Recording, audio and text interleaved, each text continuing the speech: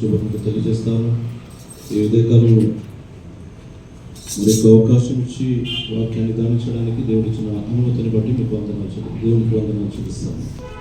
ప్రార్థనతో మనం మా తండ్రి మీకు వందనాలు ప్రభావ. కొద్ది సమయం మీ వాక్యంలో గడపనట్టుండగా మా అందరినీ మీ స్వాధీనపరచుకొని, మా ఆలోచన తలంపులన్నీ కూడా మీ స్వాధీనపరచుకొని, మాకు ఏ ఆటంకాలు కలగకుండా ప్రభావ మీ వాక్యమును విని ధ్యానించి దాని ప్రకారంగా జీవించటకు కృపను అనుగ్రహించమని, మీ పరిశుద్ధాత్మ నింపుదల నడిపింపును మాకు అనుగ్రహించమని ప్రభు యేసుక్రీస్తునామమున ప్రార్థించి వేడుకుంటున్నాం తండ్రి.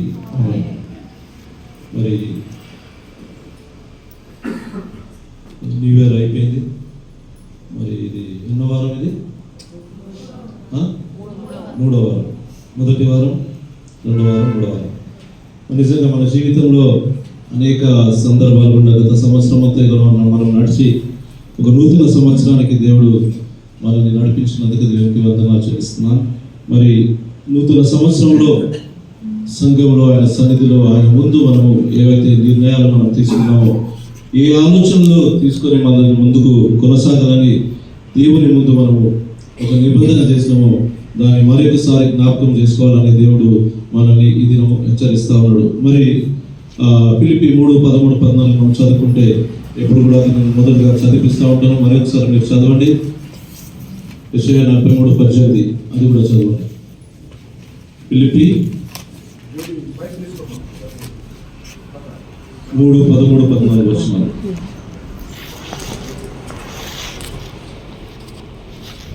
సహోదరులారా,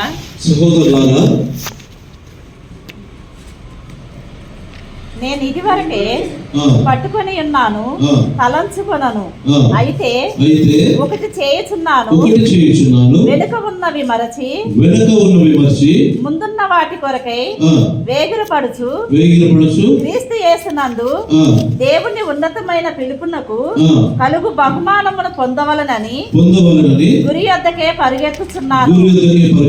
ఇక్కడ పౌలు భక్తుడు చెప్తా ఉన్నాడు, వెనుక ఉన్నాయని కూడా మర్చి ముందున్న గురి వద్దకు నేను పరిగెడతా ఉన్నానని పౌలు భక్తుడు తన విశ్వాస జీవితంలో ఆ ధైర్యం కలిగిన మాటలు చెప్పగలుగుతా ఉన్నాడు. మన జీవితంలో కూడా దేవుడు ఈ యొక్క నూతన సంవత్సరంలో అనేక వాగ్దానాలు మన జీవితంలో ఇచ్చిండు. కొన్ని మనము ఆశలు, కొన్ని ఆలోచనలు కలిగి మనం ముందుకు కొనసాగాలనే ఉద్దేశంతో మనం ఈ నూతన సంవత్సరాన్ని మొదలు పెట్టుకున్నాం. కానీ పౌలు భక్తుడు మరొకసారి మనం జ్ఞాపకం చేస్తా ఉన్నాడు ఏంటంటే, వెనక ఉన్నవి మర్చిపోయి ముందున్న వాటి కొరకు నేను వేగిరపడుతూ ఆయన ఇచ్చే బహుమానం కొరకు నేను సిద్ధపడుతున్నాను. మనం కూడా ఈ దృక్పథంతో ఉండాలని దేవునికి ఉద్దేశం అయింది. హల్లెలూయా. ఇటువంటి ఆలోచన, ఇటువంటి నిర్ణయం కలిగి ఉండాలని దేవుని యొక్క ఉద్దేశం మన పట్ల దేవుడు కలిగి ఉన్నాడని మనం నమ్మాలి. 43:18 కూడా చదువు. యెషయా 43:18. ఇదిగో నేను ఒక నూతన క్రియ చేయుచున్నాను, ఇప్పుడే అది దానికన్నా ముందు పైన మునుపటి వాటిని జ్ఞాపకము చేసుకొనకుడి, పూర్వకాలపు సంగతులను తలంచుకొనకుడి. ఇక్కడ కూడా అదే సందర్భం ఉంది. మునుపటి వాటిని జ్ఞాపకం చేసుకొనకుడి, పూర్వకాలపు సంగతులను పూర్వం అంటే దానికన్నా ముందు ఇంకా పాతై ఇవన్నీ కూడా తలంచుకోవద్దు. దేవుడు మన జీవితంలో మంచి చేయాలని ఉద్దేశం కలిగిన దేవుడు. హల్లెలూయా. మంచి ఆలోచన కలిగిన దేవుడు. ఇది మనతో దేవుడు మాట్లాడుతున్నాడు. నిజంగా మొదటి ఆదివారము ఈ సంవత్సరంలో, నూతన సంవత్సరంలో మొదటి ఆదివారము మనం ఒక ఆశతో మనము సంఘానికి వచ్చి ఉన్నాం. హల్లెలూయా.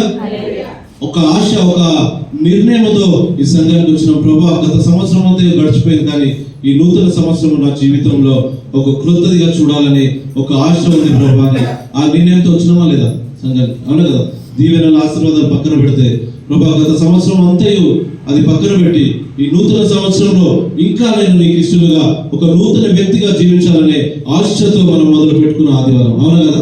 2వ వారానికి వచ్చేసరికి మన జీవితాలు ఏమై ఉన్నాయో మనల్ని మనం పరీక్షలో చేసుకోవాలని దేవుడు చెప్తా ఉన్నాడు.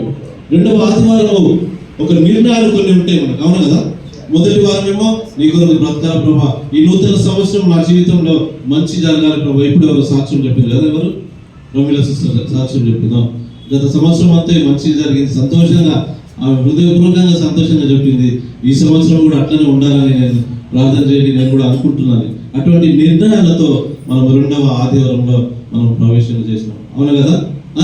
3వ ఆదివారం ఈ దినము మన జీవితంలో పరిస్థితులు ఏమై ఉన్నాయి ఒకసారి చెప్పండి. మంచి చూస్తున్నారు అందరు.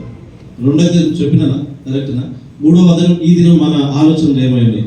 ఒక్కరెవరైనా చెప్పండి, ఒక్కరెవరైనా చెప్పండి తొందరగా. నా ప్రశ్నలకు జవాబు చెప్తే తొందరగా ఇది అవుతుంది. అవునా? తొందరగా చెప్తే నేను తొందరగా ముగిచేస్తాను. మూడవ ఆదివారం యథార్థంగా ఇక్కడ ఏముండదు కదా, మీకు అంత స్థితి ఏముండదు. మూడవ ఆదివారం సంఘానికి వచ్చినామో, ఏ ఆలోచన కలిగి వచ్చినామో చెప్పండి ఒకసారి. చెప్పండి, ఏం పర్లేదు. అదే అది అది కాదు. ప్రతి వారం వస్తాం. ఈ వారం ఏ ఆలోచన కలిగి కొన్ని వారం వదిలేసి నెలంతా ఎన్ని రోజులు అయిపోయింది? ఈరోజు 18 రోజుల 15 రోజులు ముగిసిపోయిన 18 రోజులు. ఈ దినము దేవుడు మనం చూస్తా ఉన్నాడు. దేవుడు మన హృదయ అంతరంగంలో ఎరిగిన దేవుణ్ణి మనం స్తుతిస్తా ఉన్నాం. ఈ దినం ఒకటే ప్రశ్న చేస్తా ఉన్నాం, ఈ దినము మనము ఏ ఉద్దేశంతో సంఘానికి వచ్చినాం చెప్పండి.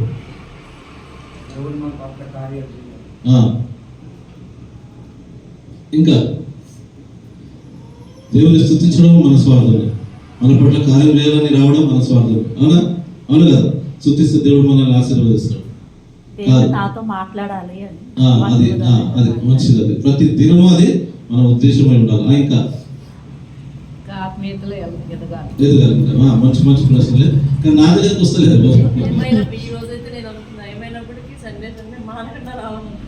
మంచి నిర్ణయం, సంతోషం. మనసులో హృదయంలో ఎన్నో ఆలోచనలు ఉంటాయి, ఎన్నో తలంపులు ఉంటాయి, ఎన్నో కోరికలు ఉంటాయి. కానీ మూడో ఆదివారం వచ్చేసరికి మన జీవితాలలో ఏ ఆలోచన కలిగినదో సమస్తం ఎరిగిన దేవుడు. హల్లెలూయా. దేవునికి తెలుసు ఇక్కడ నేను నిలబడ్డా, నా మనసులో ఏముంది, నా జీవితం ఏముందో దేవుడు అంతా కూడా తెలుసు. మీ ముంగట నేను నటన చేయగలుగుతాను. అవునా కదా? ఇక్కడ నిలబడ్డా కాబట్టి చేయగలుగుతాను. మీరు కూడా ఏమైనా చేయగలుగుతారు. కానీ మన హృదయ అంతరంగంలో దేవుడు చూస్తా ఉన్నాడు.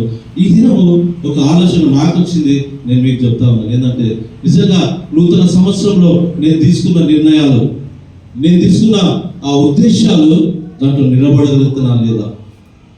అవునా? ప్రతి వారం ప్రతి సంవత్సరం మనం చేసే తప్పు ఇక్కడే ఉంటుంది. ఏంటంటే ఈ 31 డిసెంబర్ 31 రోజున మన హృదయం అంతా నిజంగా కలుగుతుందమ్మా. అది వేషధారణ కాదు, వేషధారణ కాదు, ఆ ఏడుపు దొంగ ఏడుపు కాదు, ప్రార్థన దొంగ ప్రార్థన కాదు, నిజంగా మనసు నుండి లోపల నుంచి వచ్చే ప్రార్థన. అవునా కదా? ప్రతి ఒక్కరు కూడా అటువంటి అనుభవం ప్రతి సంవత్సరం గడుపుతూ ఉంటాము. ఈ సంవత్సరంలో కూడా డిసెంబర్లో మనం అటువంటి ఆలోచన కలిగి ప్రార్థన మనం చేస్తూ ఉంటాం. అవునా కదా? ప్రార్థన చేస్తూ ఉంటాము. అటువంటి ఉద్దేశాలతో నూతన సంవత్సరాన్ని మొదలు పెట్టాలని మనము హృదయ వాంఛ మనలో ఉంటుంది. ఈ దినము నీ ఆలోచన, నా ఆలోచన ఏమైందో దేవుడు అడుగుతా ఉన్నాడు. నేను కూడా అనుకుంటా ఉన్నాను, నూతన సంవత్సరంలో కొన్ని నిర్ణయాలు తీసుకున్నాను, నేను ఏమైనా సరే చేయాలని. అవునా? మీరు కూడా నిర్ణయం తీసుకుండొచ్చు, బయట చెప్పలేకపోతా ఉన్నారు కదా. నేను అడిగితే సాధారణమైన ప్రశ్నలు, అవి కూడా మంచి ప్రశ్నలే, అవి తప్పని అంటలేదు నేను. ప్రతిదీ కూడా విలువైన ప్రశ్నలే, కానీ సరిగ్గా నేను అనుకున్న దగ్గరికి ఎవరు రాలేదు. నేను చెప్తా ఉన్నాను ఏంటంటే, ఏ ఆలోచనలు, ఏ నిర్ణయంతో మనము ఆ 31 సంవత్సరం కానీ, మొదటి వారం కానీ, రెండవ వారం కానీ ఆ ఉద్యమంతో, ఆ విశ్వాసంతో సంఘానికి వచ్చినామో, ఇది 3వ వారము మన జీవితంలో ఒక ఆలోచనలో మనం పడిపోతున్నాము. నేను తీసుకున్న నిర్ణయంలో నేను నిలబడగలుగుతున్నాను లేదా అనేది చాలా ప్రాముఖ్యమైన విషయం. అందుగురించి మొదటి 2 వచనాలు చదివించడానికి కారణం ఏంటంటే, మునుపటి వాటిని జ్ఞాపకం చేసుకుని దాన్ని విడిచిపెట్టాలని.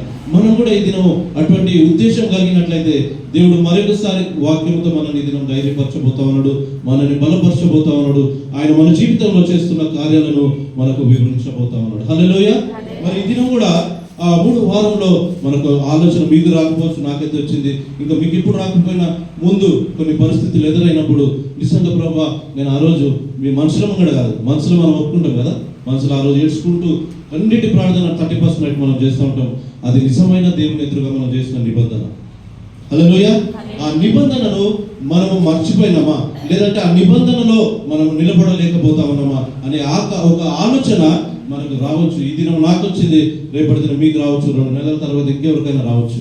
కానీ చెప్తా ఉన్న ఈ వాక్యంలో మనం నేర్చుకోబోతున్నామో అదే విషయాలు మన జీవితంలో మనము అనేక సార్లు మంచిగా నిలబడాలని ఒక నిర్ణయం తీసుకున్నప్పుడు పాత జీవితం మునుపటి వాటిని మనం జ్ఞాపకం చేసుకుంటే దానికన్నా పరిస్థితులు కొన్ని తేడా ఉండొచ్చు. అవునా కదా? కొన్ని ఇంకా వేరే రీతిగా ఉండొచ్చు. అటువంటి పరిస్థితిలో మన జీవితాల్లో ఏమైందో మనం చూసుకుందాం ఒకసారి. మన జీవితాల్లో మనం అనుకునే జరగకపోవచ్చు, మనకున్న కోరికలు నెరవేర్చబడకపోవచ్చు. అదే విషయంలో మనం ఒక నిర్ణయంతో ఉండాలి. ఏంటంటే మన కోరికలు, మన ఆలోచనలు నెరవేర్చబడకపోయినా కూడా దేవునితో ఉన్న సంబంధాన్ని మనం నిలకడగా కంటిన్యూ చేయాలి. హల్లెలూయా. దేవునితో ఇచ్చిన మాటను పట్టుకొని ఆయన సన్నిధిలో ఆయనతో అంటుకట్టబడి ఆయనలో మనం ఎదగాలని దేవుడు ఉద్దేశన చేస్తా ఉన్నాడు. మరి నిజంగా మన పరిస్థితులు మారినప్పటికీ కూడా మన నడక మాత్రం ఎప్పుడు కూడా మారకుండా ఉండాలని మనం ఒక దృఢ నిశ్చయంతో మనం ముందుకు కొనసాగాలని దేవుడు మనల్ని ఈ దినం చెప్తా ఉన్నాడు. కొన్ని పరిస్థితులు ఉండొచ్చు, ఇంకా రాబో దినాల్లో కొన్ని జరగవచ్చు, కానీ నేను ఒకటే చెప్తా ఉన్నాను, ఈ దినం దేవుడు నమ్మదగిన దేవుడు. హల్లెలూయా. నిర్గమకాండం 14వ అధ్యాయం 13వ వచనం చదువుతున్నాం. నిర్గమకాండము 14వ అధ్యాయము 15వ వచనం. 13, 14, 15 చదవండి సార్. నిర్గమకాండము 14వ అధ్యాయము 13వ వచనం. అందుకు మోషే భయపడకుడి, యెహోవా. ఇక్కడ ఏమంటా ఉన్నాడు? మోషే ప్రజలతో ఐగుప్తు నుండి విడుదల పొందిన తర్వాత వెళ్ళడానికి ప్రజలను ధైర్యపరుస్తా ఉన్నాడా? యెహోవా. వాళ్ళు ఎందుకు ఆ మాట చెప్పాల్సి వచ్చిందంటే వాళ్ళు వచ్చేటప్పుడు అంతా సనగడము గురగడము, దానికన్నా ముందు మన వచనాలు చదువుకోవడానికి సమయం లేదు. కానీ దేవుని ద్వారా మోషే పలుకుతున్న మాటలు మనం జాగ్రత్తగా విందాం. మీకు నేడు కలుగజేయు రక్షణను మీరు ఊరక నిలుచుండి చూడుడి. ఊరక దేవుడు సర్వశక్తిమంతుడు, సృష్టికర్త అయిన దేవుడు ఆజ్ఞయించిండు, మీ ఐగుప్తు నుండి నేను విడుదల చేస్తానని. ఈ దినం మనతోడు కూడా దేవుడు మాట్లాడుతూ ఉన్నాడు. నీ పాత పరిస్థితుల నుండి నీకు విడుదల ఇవ్వాలని దేవుడు ఉద్దేశం కలిగిన దేవుడు. హల్లెలూయా. పరిస్థితులు ఏమైనప్పటికీ కూడా దేవుడి దినం మనల్ని ధైర్యపరుస్తా ఉన్నాడు. ఏంటంటే ఈ మాట ద్వారా మోషే వారిని ఏ విధంగా అయితే బలపరుస్తా ఉన్నాడో దేవుడు ఈ దినం నీతో నాతో కూడా మాట్లాడుతూ ఉన్నాడు. చదవండి సిస్టర్. మీరు నేడు చూసిన ఐగుప్తీయులను ఇక మీదట మరి ఎన్నడూ చూడరు. హల్లెలూయా. ఈ దినం మీరు చూస్తున్న ఐగుప్తులను ఇక మీదట ఎన్నడూ కూడా చూడరని. హల్లెలూయా. ఈ దినం దేవుడు మనతో మాట్లాడుతున్నాడు. నువ్వు తీసుకున్న నిర్ణయానికి ఏది అడ్డు వచ్చినా కూడా నీ ముందు నిలవజాలని అంటా ఉన్నాడు. హల్లెలూయా. వస్తే నీ ముందు, కానీ ఎప్పుడైతే నువ్వు దేవునితో అంటకట్టబడి ఉంటావో, దేవుని కలిగి నువ్వు జీవిస్తావో, అటువంటి విశ్వాసంలో నువ్వు జీవించినప్పుడు అవి నీ ముందు నిలబడడానికి వీల్లేదంటా ఉన్నాడు. హల్లెలూయా. నువ్వు తీసుకున్న నిర్ణయంలో తెల్లార నీకు ఎదురవ్వచ్చు, చేదు అనుభవం నువ్వు చూడ్చి ఉండొచ్చు.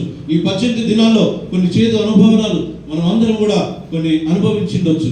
ఈ వాక్యం ద్వారా దేవుడు మనల్ని ధైర్యపరుస్తా ఉన్నాడు. ఏంటంటే ఇక మీదట నీ ముందు అవి నిలబడవు. హల్లెలూయా. నువ్వు ధైర్యంగా నిలబడు, విశ్వాసంలో పడిపోకుండా నిలబడు.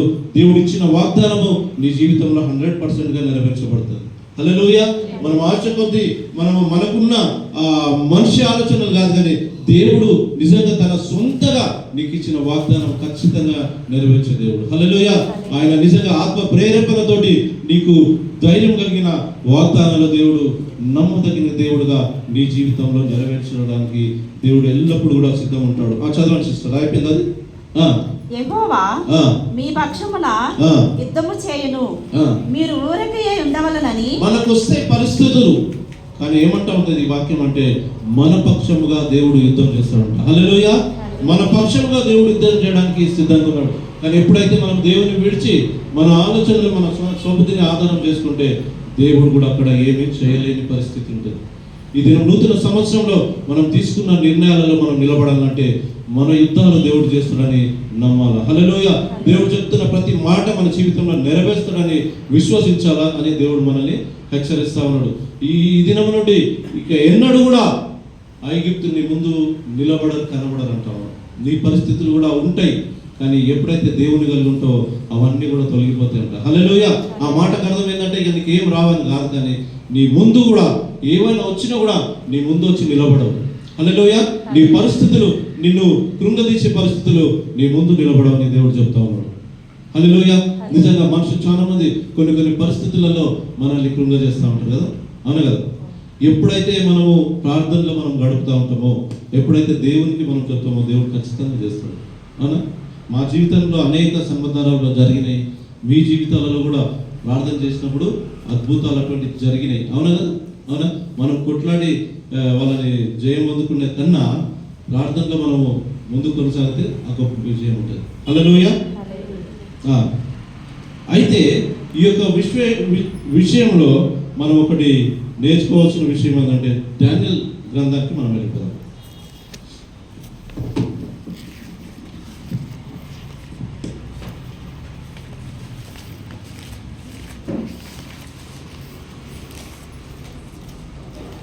ఈయన యొక్క సాక్ష్యము తన వ్యక్తిగత జీవితంలో మనము ఒకటి నేర్చుకుంటున్నాం ఏంటంటే దేవునితో స్థిరంగా నడిచే ఆలోచన మనకు దేవుడు ఇస్తాడు. అటువంటి విశ్వాసము, అటువంటి జీవితాన్ని దేవుడు మనకు అనుగ్రహించడానికి ఈ ఉదయకాలము దేవుడు నాకు ఇచ్చిన తలంపులలో ఈ డానియేలు గ్రంథంలో డానియేలు జీవితాన్ని దేవుడు మనకు దాంట్లో నుంచి కొన్ని సత్యాలు దేవుడు నేర్పిస్తా ఉన్నాడు. ఆ విషయంలో మనము ముందు కొనసాగు. డానియేలు గ్రంథము చూసినారా ఎవరైనా?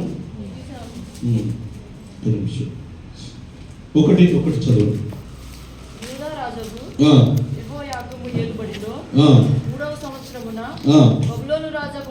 ఇక్కడంతా వద్దండి, ఇక్కడంతా కూడా డానియేలు, షద్రక్, మెషక్, అబేద్నెగోలు వారి జీవితం అంతా కూడా అద్భుతమైన సాక్ష్యం మనం బైబిల్లో చూడగలుగుతాం. అవును కదా?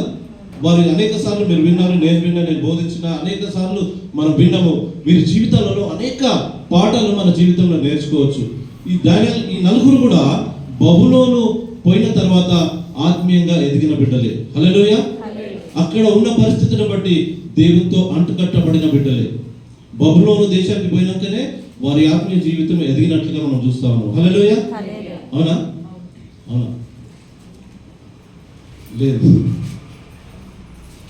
జాగ్రత్తగా వింటే నన్ను పట్టుకుంటారు మీరు, నన్ను అక్కడే ఆపేస్తారు. డానియేలు, షద్రక్, మెషక్, అబేద్నెగోలు వారి జీవితంలో అక్కడికి రాకముందే దేవునితో కట్టబడిన బిడ్డలు వాళ్ళంతా.